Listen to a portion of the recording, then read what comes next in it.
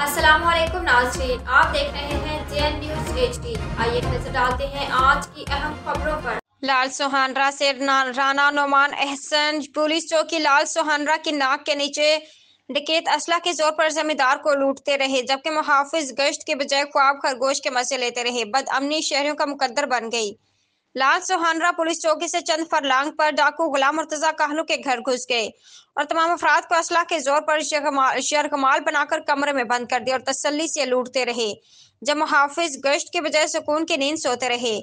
نامعلوم ڈکیتوں نے چند منٹوں میں کمرے میں پڑی الماری سے 29 تولہ سونا، زیورات، لیپ ٹاپ، 2 عدد قیمتی موبائل، نقدی رقم 15 لاکھ روپے اور ایک ہونڈا موٹر سائیکل لے کر فرار ہو گئے۔ پولیس کا مؤثر گشت نہ ہونے سے عرصہ دراز سے پولیس چوکی لال سوہنرا اور تھانہ عباس نگر کی حدود چوروں ڈاکوں کے نرخے میں ہے۔